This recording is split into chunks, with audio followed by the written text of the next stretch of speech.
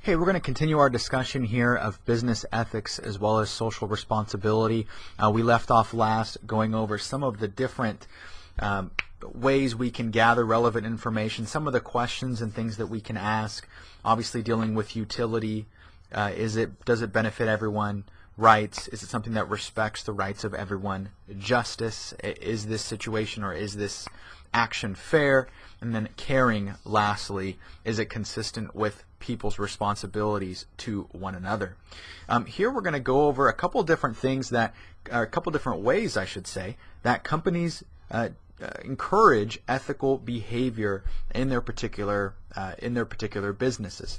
And obviously it's very important for companies to encourage these types of things. We've all seen the potential consequences or the consequences of what happens when employees behave in an unethical way. So not only does doing these things kind of lay the framework or the groundwork, so to speak, so that employees have knowledge of what is acceptable and what is not acceptable behavior, but it also serves as a way for employers to kind of cover their bases, so that if they're in a situation to where they have to reprimand or terminate a particular employee, they can say that, well, we've actually gone ahead and we've instituted this program. We've been very upfront with them. They signed this document stating that they were aware of our ethical policies and what is considered to be acceptable and not. So in a sense, we have grounds for termination here. It's also used as a way of preventing any type of liability from being on an employer. If they can prove that they took steps and extra steps to make sure that employees were aware of what is considered to be okay and not okay, then they may be able to pass along liability to those particular employees if they acted in a way that's outside of what they were supposed to do. So those are some of the reasons why companies obviously want to promote ethical behavior in varying degrees. So some of the things that they do here, and if you've worked for any type of company for any length of time, you're probably very familiar with some of these things. The first of which is adopting what's known as a written code of ethics. It's essentially a formal document that states what is acceptable behavior. A lot of times this will include things like the golden rule, treat everyone the way that you would want to be treated, so to speak. But it basically outlines what is acceptable and unacceptable behavior, provides that baseline for what can we do in the workplace. Like I mentioned before, these things are used for termination purposes, because you can document what is okay, what the employer or what the employee essentially understands of their position and what is okay in terms of their behavior, and then you can compare that to what ultimately their behavior was. If you have in your code of conduct that any type of stealing whatsoever is not acceptable, and that employee steals, then obviously you have grounds for termination. It's not anything that should surprise the employee because they read it first. Usually you require some type of signature or some type of confirmation stating that, yes, I agree, I've read this particular document and I will follow everything, yada, yada, yada, so on and so forth. So it is kind of a check and balance measure as well. Another thing that is important with regards to encouraging ethical behavior is having top management support. This is probably one of the most important things. I've always said before that we tend to hold important what is important to our managers or our supervisors, whatever that may be. We will emphasize the things that are important to them because we want to be successful. And something that is a priority for your supervisor tends to be a priority for you, particularly if you have aspirations of moving up and all those sorts of things, or maybe trying to get on your employer's good side for that annual review. But if something isn't important to management, supervisor, whomever, it's not going to be important to you. So it's really important that if a company wants to instill strong ethical standards among its employees, that they actually practice what they're preaching, so to speak. Because if employees view there to be a disconnect between ultimately what the manager is saying and what they are doing, they're going to follow actions, right? Actions speak louder than words. So although I may say something and do something else, then that's truly what's going to matter. And we've all seen companies, most notably Enron, where top management did not support ethical standards, and you saw a trickle-down effect, and you'd have more of the rank-and-file employees, more of even the traders that would not engage in ethical practices because they knew that their managers didn't care. They knew that they were concerned with profits and making money, and so they would go to extra lengths to make that happen ultimately. One of the things that companies also do is institute kind of a formal ethics program. This typically can take the place of formal training or take the form of formal training. Some companies call it Ethics U for Ethics University, and it can be a formal classroom type training that basically puts employees or potential employees through real life scenarios that they may encounter. A lot of times this takes a place of pre-recorded videos. I've been through a couple of different ethics programs over the years, and I know one specifically involved actors that recorded certain scenarios in advance, and they're typically very cheesy and everybody kind of pokes fun at them because obviously they're not super high quality or anything. You want to stay within a budget. But they present you with real life scenarios, and once the scenario plays out, you typically will have some type of group discussion regarding, is the behavior okay? If it is, why? If it isn't, why not? Could this be something that you would have to bring up to a supervisor? So ethics programs, although they are a little more expensive, are becoming more popular, especially as the consequences of unethical behavior becomes very popularized, becomes very prevalent in the media of what can happen when you don't engage in ethical behavior. So companies are beginning and continuing to offer these types of programs as a way of instilling at least some type of consistent baseline ethical framework for employees to carry out their normal days with. And lastly, ethical hotlines. These are very important and allow people the ability to report unethical behavior and activities. A lot of times you may not feel comfortable going to a supervisor, especially if your supervisor is the one that's actually engaging in the unethical behavior. But people generally, we don't like to tell on people, right? There's a negative connotation with being the snitch or the tattletale or whatever you want to call it. So a lot of times we feel like we don't want to be that person, so to speak. So having an ethical hotline allows employees or managers, for that matter, to report potential unethical behavior and activities anonymously, without fear of any type of retribution, so that they can report that. Because ultimately the company wants to know, at least they should want to know, so they can do something about it. The longer that it goes on, the greater the potential for more harmful effects and fallout to occur as time progresses. All right, social responsibility. Social responsibility is a very important topic. What it basically refers to is how a business balances all of its commitments. Businesses have commitments to a lot of different groups. You have employees, you have suppliers, you have customers, you have investors. So social responsibility entails, how do you determine how to act to certain groups, because what benefits one group can be at the detriment of another. Those particular groups that a company or a business is concerned with are what are called organizational stakeholders. And these are the individuals, or groups for that matter, that are directly affected by an organization. They have a stake in their performance. If the organization does well, that has an impact on them. If an organization does poorly, that has an impact on them as well. Now there are several different types of stakeholders. First of which is we have customers. Customers obviously are the people that purchase our various products and services. Customers are very, very important, because if you don't treat them fairly, they are probably not going to stick around. The great thing about competition is that we have a multitude of different opportunities. If, say, we have a bad experience at a retailer like Target, we know that we can go to a different retailer ultimately and get those same products and services, maybe not identical, but very, very similar, right? If you were to go to a Walmart, they compete in the same industry, sell relatively the same goods and services, so you have different options. So it's important that businesses treat their customers fairly, treat them with fairness, but also honestly as well. You have to be honest in any type of environment if you're going to continue to be successful, particularly in a business context. We also have employees. It's important that we treat our employees fairly as well. Obviously paying them fair wages, treating them fairly in the workplace, treating them with respect, right? Everyone is a person, everyone has value. So maybe looking at your employees not necessarily as things to be managed, but to look at them as assets, things that really allow you to be successful. And a lot of the great things that have been accomplished throughout American history have been built on the backs of American workers. So they do have value. They do have things to contribute, and it's important to keep that in mind when dealing with them. Next, investors. Investors are very important, right? Investors are who we actually get the money from as businesses. So our responsibility to investors entails following proper accounting procedures, right? That's important that if something is truly going to be an expense, that you document it as an expense.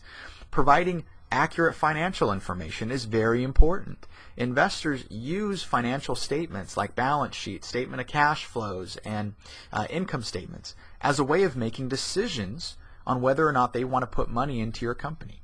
And if they're basing that decision off of inaccurate information that a company provided, then their decision is not going to be very accurate, if you see what I'm saying here. So it's important that companies are responsible to investors, providing them with accurate information, properly documenting what they're doing in terms of accounting procedures, but also protecting their investments, right? Managers' primary responsibility is to ensure the value of their investors, to act in the best interests of their investors, which a lot of times is very difficult to do. But obviously, if you're not being very responsible with financial resources, then that has an impact on investors, who a lot of their income is derived from how a company performs. And if money is being used for, private vacations and purchasing homes on company money, or all these different things and different perks that are very extravagant, then that has an effect on the performance of the firm, which has an effect on ultimately what kind of revenue those investors will yield. Next, suppliers. It's important that businesses interact with suppliers not only fairly, but with the pursuit of what's called a long-term relationship. A lot of times there was this, kind of old model for the way to interact with suppliers was trying to get the goods that you need for the cheapest price and get them in the fastest way. And you would really just work for short-term gain. There was not very much of a partnership of a long-term relationship. You were more concerned about getting the things you needed quickly and cheaply. As we've seen, there's become more of a transition towards wanting to have a mutually beneficial relationship with suppliers. You're not only concerned with the price that you pay, but you're concerned about your suppliers' well-being. We want suppliers to be successful, because if they're not, then we have to go look for other ones. Starbucks has a very great model for how they interact with suppliers. They, as you know, purchase a lot of coffee beans from various areas of the world that have a climate to actually grow them successfully. And what they do is they don't necessarily just try to go to growers for the cheapest price. They want growers to be what's called sustainable, meaning that they can continue to operate their business and operate it successfully. Because Starbucks views the relationship as symbiotic, so to speak. If the supplier is successful, then Starbucks can be successful. If Starbucks isn't constantly looking around for suppliers all the time, they can devote their time and energy and money to other things. So not only do they try and pay a fair price, right, less than the minimum, a fair price, but they actually put their own people in the areas where they're purchasing these coffee beans to work with the suppliers, to help them with different business-related activities, such as working on accounting, right, documenting your expenses. They create schools in those particular areas as a way of fostering economic development. So they have an interesting take, obviously, on working with suppliers, probably more aggressive, more proactive, you might say, than a lot of different companies. But it serves them very, very well, because they're not worrying about obviously getting goods from different suppliers. They're not worried about the quality of those particular goods. Obviously, if you're not getting a great deal, you may be more inclined to give one of your good customers a better batch, maybe someone who's not paying so much, maybe a lesser quality batch. So that's one way that Starbucks manages that particular relationship.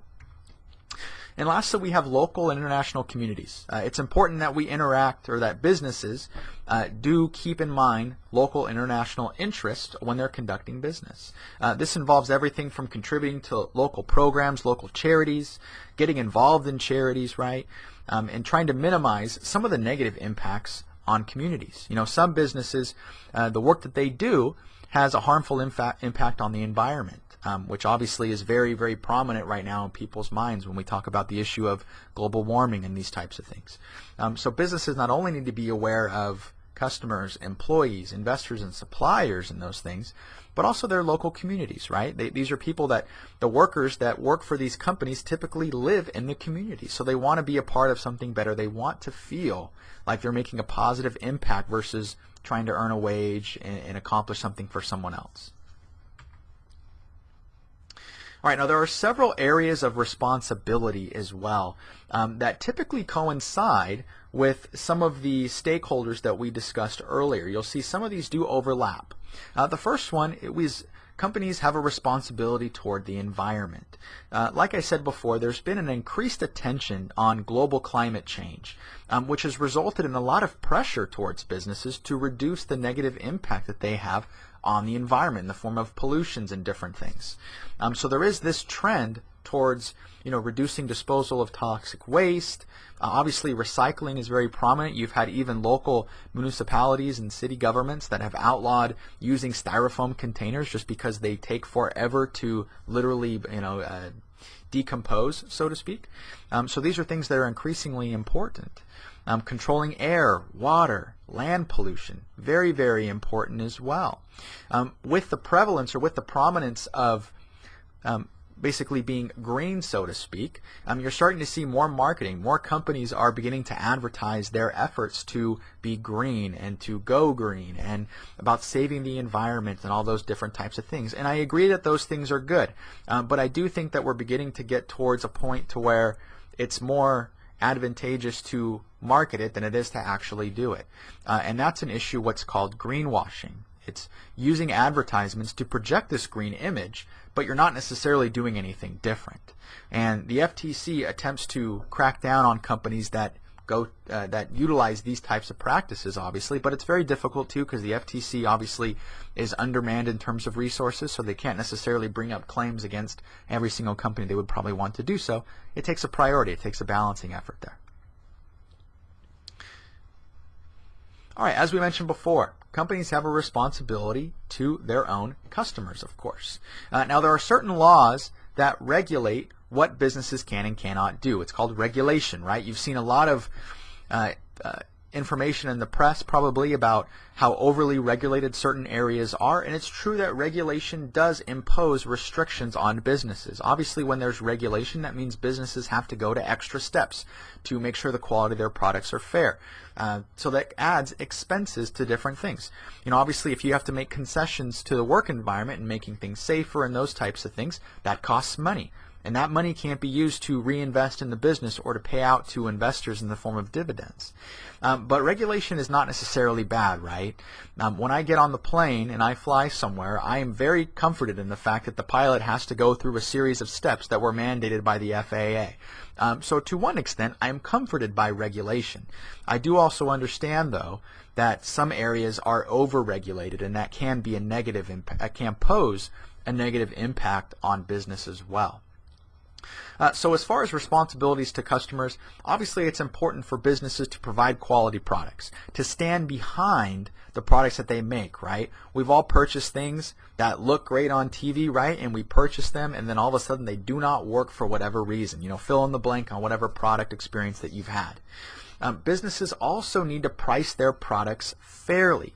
That is very, very important, that you're pricing them in such a way that you're not engaging in illegal pricing practices, which we'll go over in a few slides here momentarily. But you're seeing that there's been an increasingly transition towards this concept of what's called consumerism. And consumerism is really looking at the rights of consumers.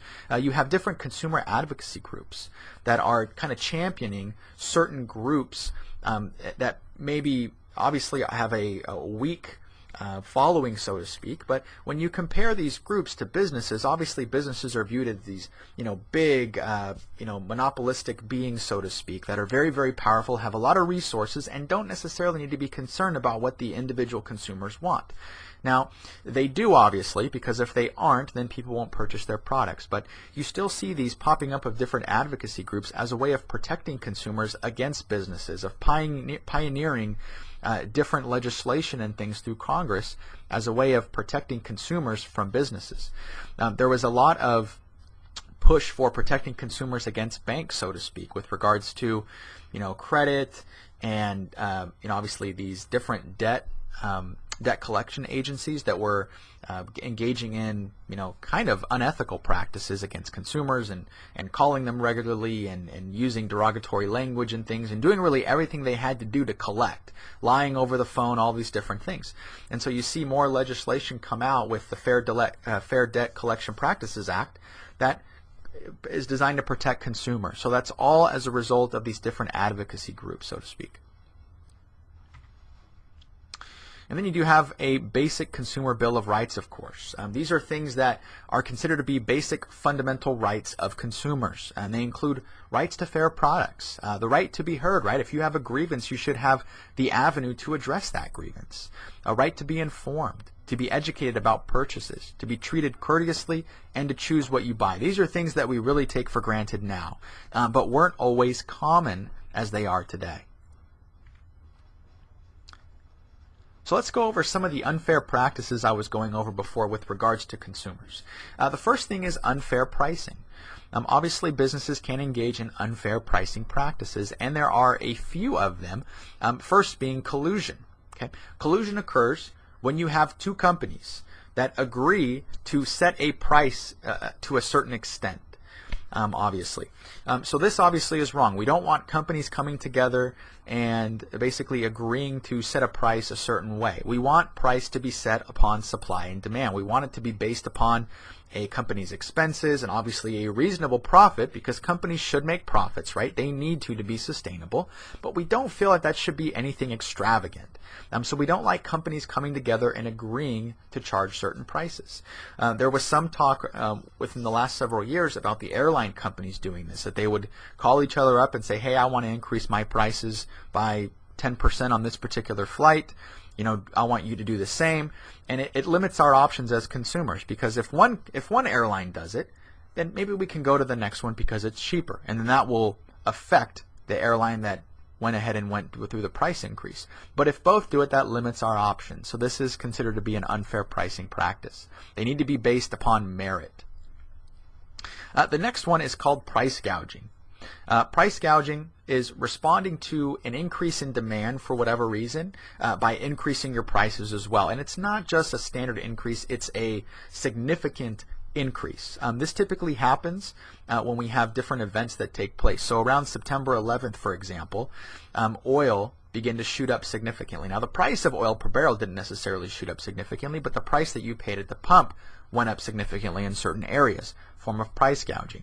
Whenever we have natural disasters in certain areas, retailers that are engaging in unethical practices may raise the prices for certain staples like water, canned foods, those types of things that obviously don't spoil, people want to stock up on. Batteries could be another one. So that's not considered to be ethical because, once again, you're not necessarily basing it solely off of supply and demand, but you're basing it upon the fact that there is some type of event that took place that makes people that they really have no other options, so to speak. So once again, collusion and price gouging aren't considered to be fair pricing practices. On top of that, businesses can engage in unethical behavior with regards to advertising, and we've seen this very prominently. Although, as we continue to mature as a society in different things, a lot of times what we consider to be acceptable now is very different from what was considered to be acceptable 20, 30 years from now. So one, in advertising, telling the truth. Obviously being very upfront with what your product does and what it doesn't do. There are certain advertisements that may lead you to believe that you're going to have all these different benefits and things when in fact you won't. I argue that a lot of the different products and diets and things that kind of get-rich-quick schemes are unethical, right? Because they prey on people that are more weak-minded, that are turning to something that they can do really quickly. And so they're preying on those people, promising them if you do these things, then you're going to have this type of body, whatever that may be. And they typically show you an image of somebody who's in great physical shape. What they don't show you, though, is that person was like that before they started using it, right? So that is considered to be unethical, in my opinion. Next thing you have is morally objectionable advertising. Now, the FTC regulates, and the FCC, for that matter, regulates what can be advertised during certain television times. So they regulate not being able to advertise certain types of products, alcohol, tobacco, and things during children's television, right? Now, Philip Morris would probably like to do that because they want to hook them early on at a young age, but the FCC regulates whether or not they can do that. Now, this also comes into play because you consider companies like Philip Morris and these different cigarette companies and alcohol and other tobacco companies. And what if, obviously in the U.S. that isn't considered to be an ethical practice. There are laws against advertising during children's television for alcohol as well as tobacco. But in other areas of the world, it's not considered to be unlawful, right? So is that unethical, right? Is it? Maybe, maybe not. If they're held to a certain standard in one, they know it, but then they engage differently in another. It could be.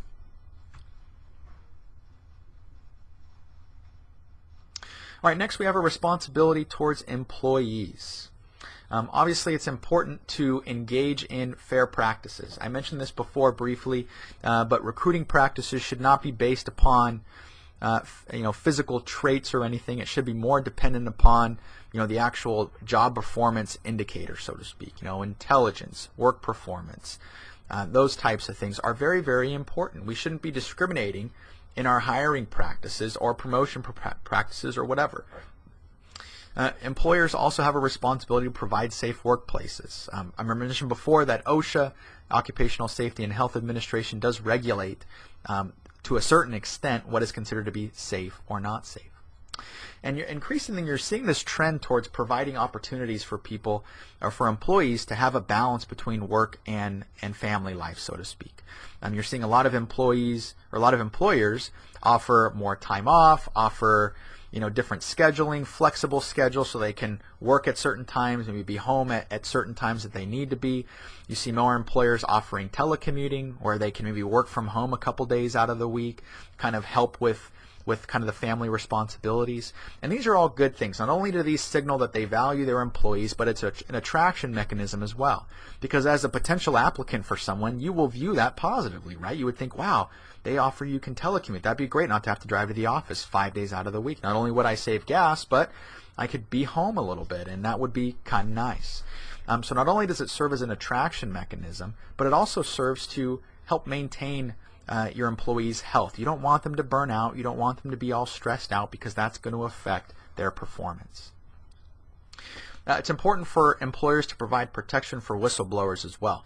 A whistleblower is someone who comes out publicly and basically states that there is some type of unethical behavior that's being carried out in the company, and they may have tried to address it within the company communication channels, but otherwise weren't able to, and so they are going to the media.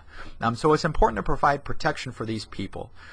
Now, it shouldn't be to get to the point to where you're going to the media directly, because if you're doing your job as a company, you're addressing this early on. You don't want it to get to this point, because once it gets to the media, you have less control over it, right? So you don't want it to get to this point, but it's important that even if this happens, that you provide protection for whistleblowers, because a lot of times people that reveal unethical practices or things that are going on within a company aren't the most popular people within a company, right? Most people like the status quo. They like the way that things were going, and when somebody does this kind of messes things up, so for lack of a better word. So it's important to protect these people, because a lot of times what happens is they end up getting terminated, they end up leaving because their work environments are considered to be hostile. So employers need to provide a little bit of protection for these people. And employers also have a responsibility towards investors. I mentioned before, proper financial management, insider trading. We don't want people to have access to information that isn't considered to be public knowledge, right? Martha Stewart went to jail for several years because she had access to information from someone who was on the inside. And she traded stocks of a company before they went down in value. Once again, you need to be making your decisions based upon information that's considered to be public knowledge. And also proper financial reporting. Companies do a lot of funny things. It's called creative accounting, where you can, take revenues maybe and put them on the books before they're actually collected, or all these different kind of crazy things that companies can do. It's important to engage in proper financial reporting because, like I said before, companies are going to use this information to make decisions off of. Well, not companies, but investors will. And if they're making the decisions based on inaccurate information, that will affect the accuracy of their decisions. Let's talk about implementing different types of social responsibility programs. Not everyone is on the same page in terms of if it's a business's job, if it's the private sector's job to really kind of push these types of programs. So people that are disagree for it, people are for it. And let's go over some of the reasons for that, although they may be somewhat intuitive. So arguments against social responsibility, so to speak.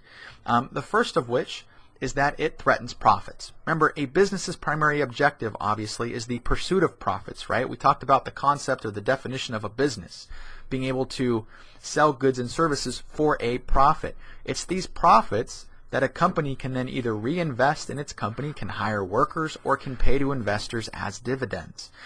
So profits are important. And so should we really trouble businesses with all these different social programs because there are so many different things that you can pursue and really support when a business's primary aim is to create profits, is to create jobs? So do we really want businesses involved in this? Some people don't think so. Also, if a business or if businesses in general get involved, they may have too much control, right? And we don't necessarily want that. At least some people don't. We don't want a business to be able to push a particular agenda if it's supporting a certain cause, so to speak. So this can be another reason for an argument against social responsibility. And then next we have a lack of expertise. Businesses obviously are very successful in what they do, but maybe they lack the skill set necessary to push these different types of social responsibility programs. So do we really want to have companies that may not have the most experience in these areas to be pioneering and to be pushing forward these programs? Now obviously there are arguments for social responsibility. We have people that want businesses to contribute to social responsibility programs. The first of which is this idea that businesses should be held to a higher standard. They are essentially citizens of the particular country that they do business in. And so they should actually be a good citizen, right? And that should take precedent over profits.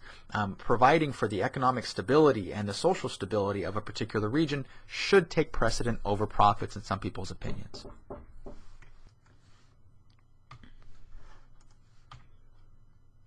Another argument for social responsibility programs, at least for business involvement, is that corporations actually have the resources to help. A lot of times government is not necessarily the best organization to help. As we all know, the government is in quite an interesting predicament because they don't have a lot of the same financial resources that they did before. A lot of local, state, and the federal government are heavily inundated with a lot of debt, and that inhibits their ability to do some of these other things like involvement with different programs in local outreach and such. And we're seeing with a lot of the state budget crisis, a lot of the local governments are cutting back, and that typically involves cutting some of these social programs so they don't have the resources necessary to actually continue to support them. And that's where arguably corporations come in. Corporations have some of the resources to devote to actually help some of these things. And then the last argument for social responsibility is that corporations should actually solve some of the problems that they create. Corporations, through pollution and all these different things that actually impact not only the environment but impact society at large, they should be involved in trying to figure out some type of remedy to eliminate the negative or harmful effects of whatever it is that they're doing. So that is also another argument for social responsibility. Now there are several approaches that companies can take to social responsibility. And one of the things that I do want to highlight is that companies don't typically fall into one bucket or another entirely. Typically some behaviors can fall in one end of the spectrum. So I do want you to keep that in your mind as we're going through these things, and as I give you examples for some of these approaches, is that a company typically won't fall entirely into one or the other. The first type of approach, though, is what's called an obstructionist stance. An obstructionist stance to social responsibility involves a company really doing as little as possible to promote social responsibility, to promote activity in society, and they really attempt to deny and even cover up violations that actually happen. Once again, doing as little as possible here is primarily what's going to. Companies that fall into this particular approach here may often have little regard for their ethical or unethical conduct, for that matter, and they'll go to great lengths to actually cover up whatever it is that they're doing wrong, so to speak. So obviously, these types of companies are not necessarily positively impacting the society at large because they're typically trying to cover up things that they're actually doing. You may argue that some companies, maybe even Nike, for example, may take somewhat of an obstructionist stance with regards to working conditions overseas. That a lot of consumer advocacy groups approach Nike about furnishing the types of factories so that they can research them further and find out if they're getting fair wages, getting regular rest periods, working in good conditions that we otherwise experience here in the U.S. And so Nike has taken kind of an obstructionist stance with that regard. Now they have changed somewhat, especially as we begin to gravitate more towards consumer advocates and wanting for fairness no matter where people are working, no matter where on the globe that they're working, not just here in the U.S. but over in some of these other countries. So they have changed somewhat, but at one point in time they were very much taking the obstructionist stance with regards to those fair wages and working conditions. All right, next is what's known as a defensive stance. Okay, a defensive stance is not quite as maybe aggressive, so to speak, or on one end of the spectrum as an obstructionist stance is. But a defensive stance, the company will do everything that's really required of it by law, but they won't take anything beyond that. They won't go to any types of measures or do anything extra that will essentially try to solve some type of social problem or help or support some type of program.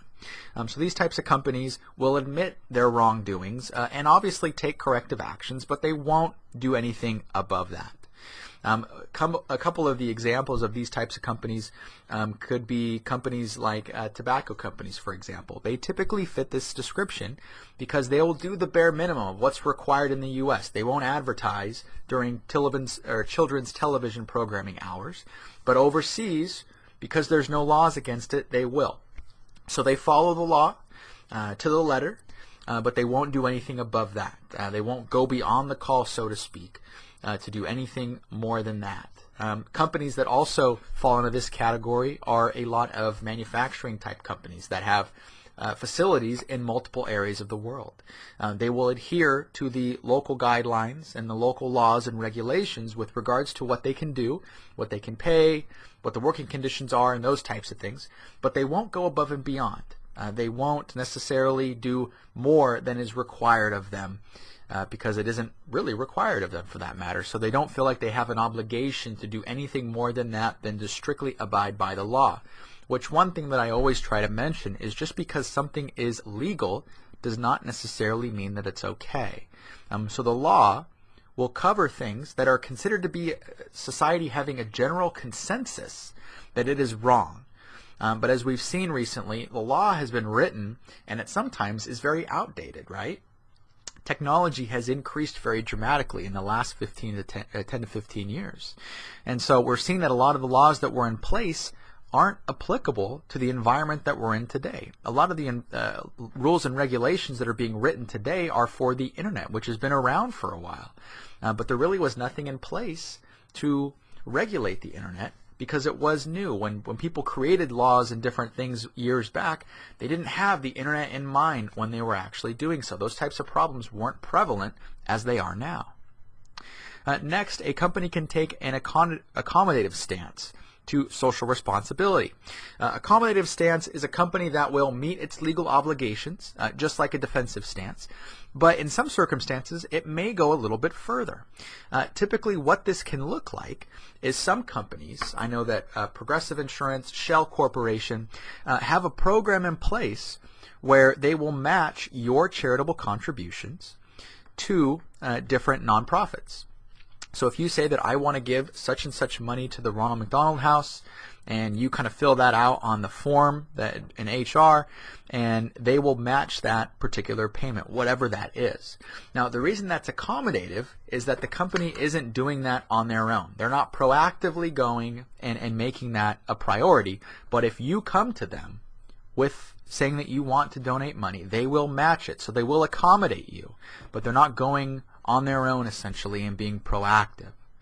A lot of companies fall into the accommodative stance. They don't necessarily try and seek out social injustices and different opportunities that they can seek to remedy, but if they're approached by different groups, then they may be inclined to assist them, so to speak.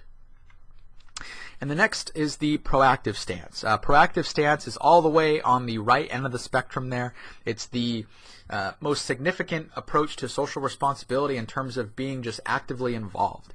In a proactive approach, the company actively tries to contribute to the well-being of groups and individuals.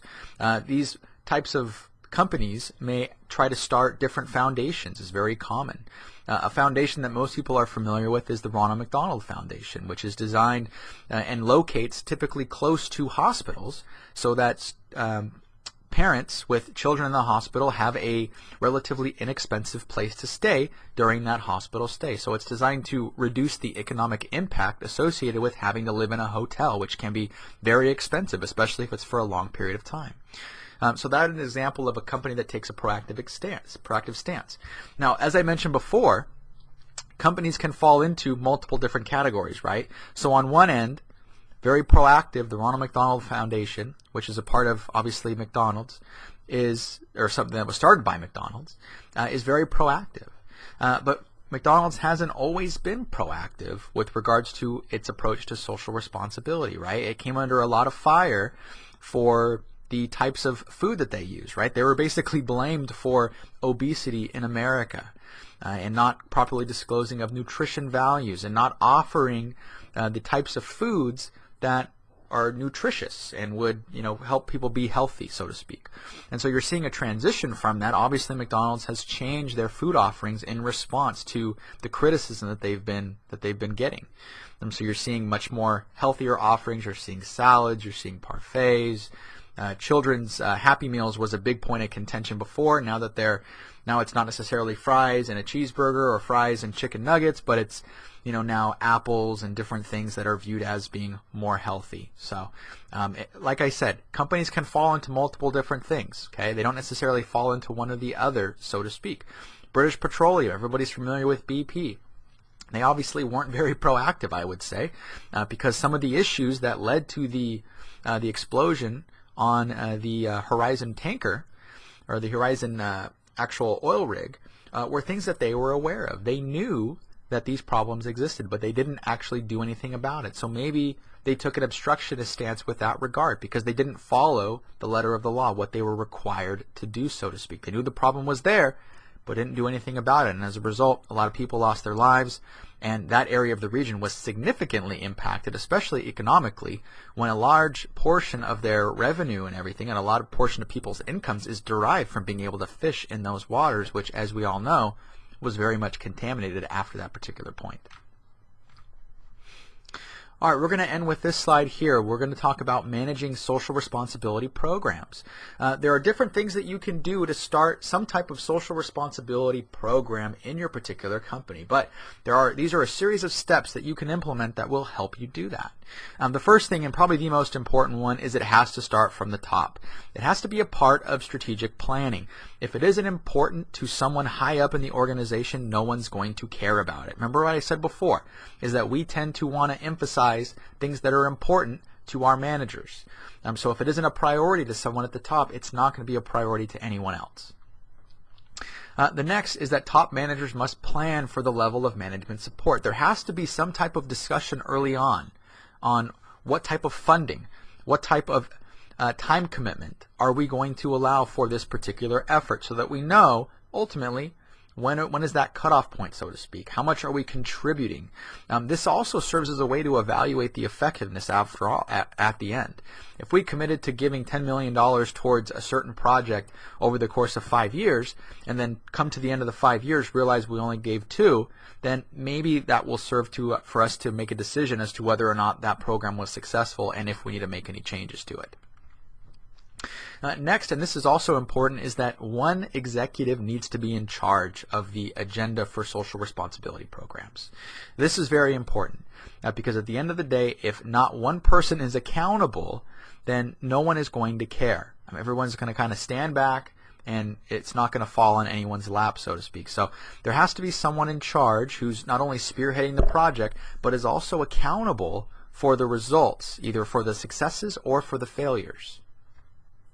And lastly, the organization needs to conduct periodic social audits. A social audit is essentially like in accounting terms where you conduct an audit. You're basically looking at something and determining if it went according to plan. Did we use all of the resources that we said we would? Did we get the results that we thought we would get or that we hoped we would achieve? So those are the questions, looking at it objectively, not for the point of necessarily pointing fingers and firing people, but from the point of getting better, right? It's all about a process. And if you can analyze things objectively, looking back and understand, you know what, we did a certain thing, and maybe this wasn't the right way to go about it. Maybe we targeted a group that wasn't necessarily interested in what we were doing. And then you can change things going forward, ultimately to make your program more impactful and more successful in the future. All right, well, thank you very much for listening. I try to break these up a little bit between a 30 and a 45-minute lecture, so I do appreciate that. Any questions, please obviously let me know. Thank you very much. Bye-bye now. We're concerned with profits and making money, and so they would go to extra lengths to make that happen ultimately. One of the things that companies also do is institute kind of a formal ethics program. This typically can take the place of formal training or take the form of formal training. Some companies call it Ethics U for Ethics University, and it can be a formal classroom type training that basically puts employees or potential employees through real life scenarios that they may encounter. A lot of times this takes a place of pre-recorded videos. I've been through a couple of different ethics programs over the years, and I know one specifically involved actors that recorded certain scenarios in advance, and they're typically very cheesy and everybody kind of pokes fun at them because obviously they're not, super high quality or anything. You want to stay within a budget. But they present you with real life scenarios, and once the scenario plays out, you typically will have some type of group discussion regarding, is the behavior okay? If it is, why? If it isn't, why not? Could this be something that you would have to bring up to a supervisor? So ethics programs, although they are a little more expensive, are becoming more popular, especially as the consequences of unethical behavior becomes very popularized, becomes very prevalent in the media of what can happen when you don't engage in ethical behavior. So companies are beginning and continuing to offer these types of programs as a way of instilling at least some type of consistent baseline ethical framework for employees to carry out their normal days with, just as a way of preventing any type of liability from being on an employer. If they can prove that they took steps and extra steps to make sure that employees were aware of what is considered to be okay and not okay, then they may be able to pass along liability to those particular employees if they acted in a way that's outside of what they were supposed to do. So those are some of the reasons why companies obviously want to promote ethical behavior in varying degrees. So some of the things that they do here, and if you've worked for any type of company for any length of time, you're probably very familiar with some of these things. The first of which is adopting what's known as a written code of ethics. It's essentially a formal document that states what is acceptable behavior. A lot of times this will include things like the golden rule, treat everyone the way that you would want to be treated, so to speak. But it basically outlines what is acceptable and unacceptable behavior, provides that baseline for what can we do in the workplace. Like I mentioned before, these things are used for termination purposes, because you can document what is okay, what the employer or what the employee essentially understands of their position and what is okay in terms of their behavior, and then you can compare that to what ultimately their behavior was. If you have in your code of conduct that any type of stealing whatsoever is not acceptable, and that employee steals, then obviously you have grounds for termination. It's not anything that should surprise the employee because they read it first. Usually you require some type of signature or some type of confirmation stating that, yes, I agree, I've read this particular document and I will follow everything, yada, yada, yada, so on and so forth. So it is kind of a check and balance measure as well. Another thing that is important with regards to encouraging ethical behavior is having top management support. This is probably one of the most important things. I've always said before that we tend to hold important what is important to our managers or our supervisors, whatever that may be. We will emphasize the things that are important to them because we want to be successful. And something that is a priority for your supervisor tends to be a priority for you, particularly if you have aspirations of moving up and all those sorts of things, or maybe trying to get on your employer's good side for that annual review. But if something isn't important to management, supervisor, whomever, it's not going to be important to you. So it's really important that if a company wants to instill strong ethical standards among its employees, that they actually practice what they're preaching, so to speak. Because if employees view there to be a disconnect between ultimately what the manager is saying and what they are doing, they're going to follow actions, right? Actions speak louder than words. So although I may say something and do something else, then that's truly what's going to matter.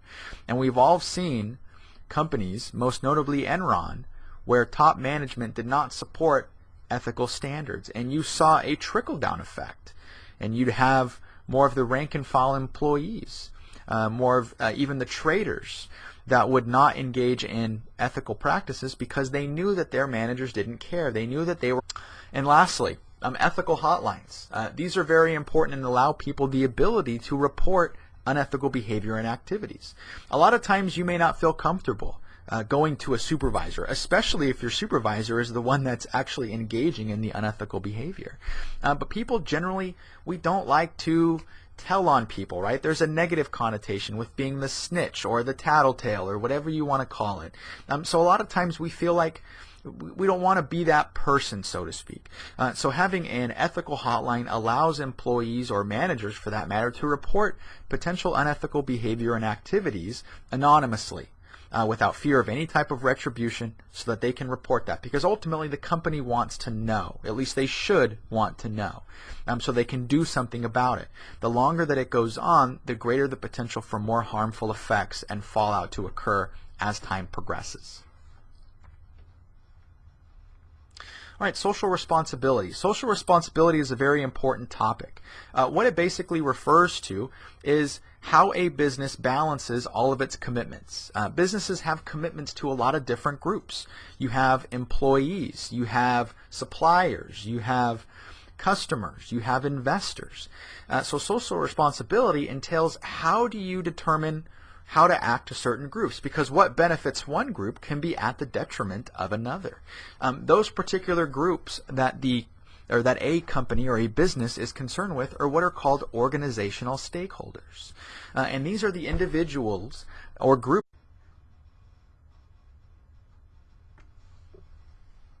Hey, we're going to continue our discussion here of business ethics as well as social responsibility. We left off last going over some of the different ways we can gather relevant information, some of the questions and things that we can ask, obviously dealing with utility.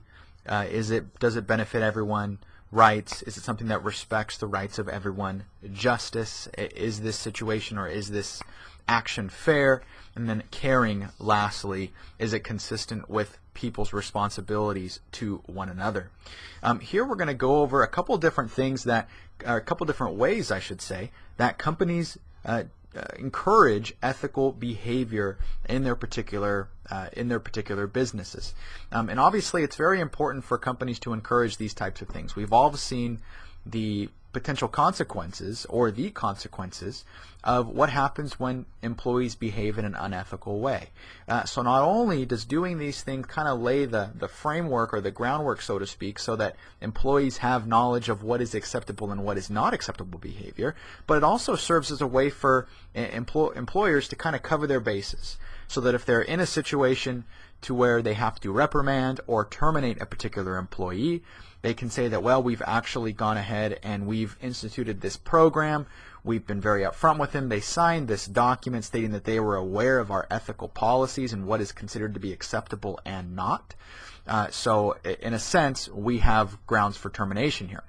It's also used